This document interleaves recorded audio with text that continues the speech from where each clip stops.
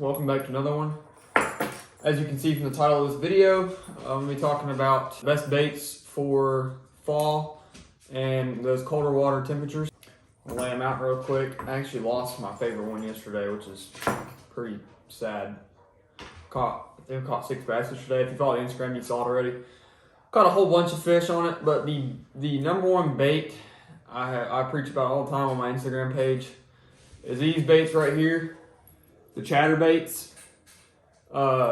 They're by far one of the best baits you can throw any time of the year. I've noticed even right now, especially, this bait right here is performing super well.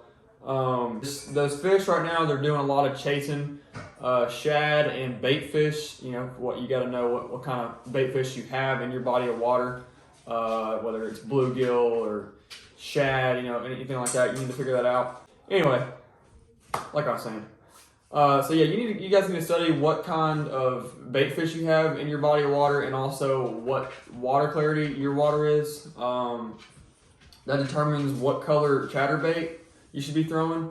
Around here we have real muddy, murky water, so you'll see me throwing a lot of black and blue combo chatterbaits, but I do also keep those chartreuse chatterbaits in my box. Are always great to throw because out east in East Tennessee we do have a lot of clear water, and there are some clear water reservoirs around here. I fished one yesterday. Ended up tying one of the chartreuse baits on, and it worked great. A lot of times I will pair it either with a paddle tail swim bait or a craw creature bait, and I like the black and blue and the craw color because we have a lot of crawfish around, so I like to give it the best of both worlds. So I'll pair it with a craw color chatterbait and, you know, bluegill color creature bait, or I'll normally throw a black and blue chatterbait with a orange creature bait or something of that matter, and it always seems to get the job done. You'll know, and when the water temp's a lot warmer and the fish aren't as lethargic and they're not just sitting on the bottom, not moving a lot, you'll get them to chase a lot more. So when you're reeling it in, you know, you can be using a faster geared reel. This one this is the 7 2-to-1 Shimano SLX DC. I've got it on a 7'6" medium heavy fast action tip rod. I like it. It might be a little overkill on the rod length, but I enjoy throwing that length rod for a couple different baits I throw. It does the job for me really well. I notice because I do a lot of bank fishing, I can whip that bait across to where I want to cast into. So I tend to use a little bit longer rod when I'm bank fishing, which is most of the time what I'm doing.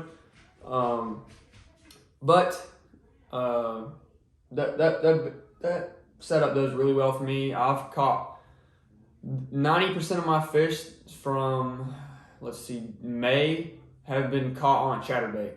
I think chatterbait is very underrated, slept on bait in my opinion. I don't know why people don't throw it more. But I personally think the Z-Man Jackhammer chatterbait is the best chatterbait on the market. I am part of pro staff for a company called Hoot Jigs, and he does make a good chatterbait. This is actually one of his chatterbaits right here, and I love it. I've caught some fish on it already. We just joined their pro staff within the past couple months, so we've still been throwing the Z-Man, but we've been experimenting with the Hoot Jig, and I'm really liking them. So if you guys would go down to the link in the description, I'll link our Instagram down below, and you can head over to our page. You can go to his website, which is linked in our bio. You can check out all of his product. He's got I think he's got some swim jig heads, football head jigs, all type of jigs, chatterbaits, any type of jig you might want, or bladed jig. I think he has most of them, and you can use our code 901 Outdoors and get yourself, I think it's 10% off. But it'll tell you all in our bio how much you get off and all that good stuff. So Yeah, and some honorable mentions too. Any bladed jig really is going to be really well during this time of the year when these bass are chasing shad, trying to get all fat and stuff for the winter when they're just laying around on the bottom. They're going to be chasing a lot of these bladed jigs. So this is another good one. You just get like a little jig head. Some of them come pre-made. You can attach an underspin if you'd like with a little paddle tail swim bait. That always works good. And then you've got obviously the spinner baits. Spinner baits always work well for me too. I do catch more fish on the chatterbait than I do on the spinnerbait just because of the vibration. The more vibration the chatterbait gives off versus the spinnerbait. So I always keep spinnerbaits in my box in case the fish aren't wanting the chatterbait. I'll tie on a spinnerbait and see if that starts to work.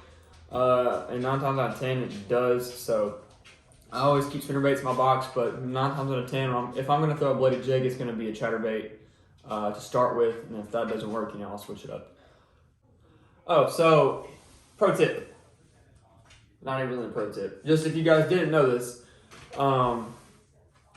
you got to know what time of the year it is and what the fish are doing in the water at that time of the year in order to fish these baits properly. Because if you just tie one on and you're just straight retrieving it as fast as you can, you might not get bites. So don't think that's what you need to do. Is just you tie on a chatterbait and you just rip it through the water. Sometimes you can do that. You just got to know when to do it. So when it's summer and the water temp's a lot hotter, you can get away with doing that. Most people don't want to throw chatterbaits when the water temp's a lot warmer, but I have had a lot of great success with it. So if you guys haven't tried that in the summer, months, and you're in a lull and you can't get any bites, just tie on a chatterbait and see what happens. But when those water temps get a lot cooler, the bait needs to be slowed down a lot. You want to be slow rolling it.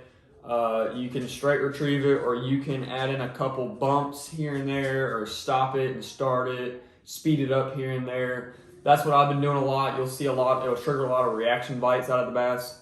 And another thing that I can give you a tip on is watch the current in your lake, and notice where that current is being pushed into. If it's being pushed in like a pocket or just one side of the lake or pond, whatever you're fishing, you need to take note of that in your head, and that's the side you need to be fishing. I'm not saying you can't get a couple fish here and there on the side that has dead still water, but 9 times out of 10, those bass are going to be at this time of the year. That's why I'm making this video, at least. Those bass are going to be doing a lot of feeding up and chasing shad or bluegill, whatever bait fish you have in your body of water, trying to get nice and healthy before they sit. But like I was saying, so you want to find where that current is being pushed to, and you want to cast into that current, and you want to pull to you through the current, because that's what those fish are doing. All those bait fish, they're pushed up in whatever bank you're fishing,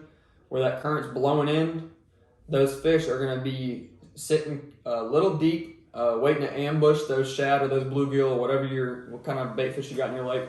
Those bass are going to be waiting to ambush them on a deeper edge. Like if you can find where that water goes from real shallow to real deep is where that bass is going to be sitting, and real shallow is where going to be those shad are going to be sitting. So when you want to drag your bait over that deep spot, and 9 times out of 10, that's where you're going to see your bite. Or when you get over that deep spot where it changes depth, you can do those bumps or those speed changes to get a reaction bite. As soon as it crosses that depth change, they'll notice it and they'll come and attack it. I'm going to throw in some footage here and there of me catching fish on chatterbait. I've caught hundreds of bass on chatterbait this season.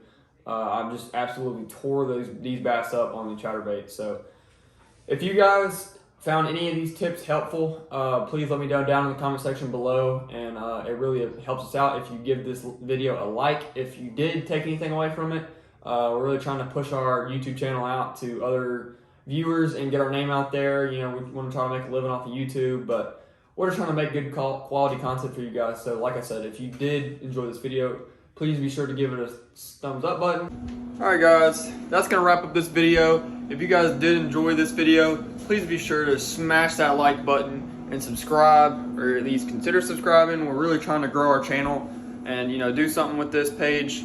Like I was saying in the closer to the beginning of the video, We'll have our Instagram link down below in the description. We're trying to get to 3,000 followers on there. We're a lot bigger over on Instagram than we are on here. And also, we're trying to get to 100 subscribers on here. So please, please, please, if you found anything helpful in this video, if you liked it, anything, please consider subscribing.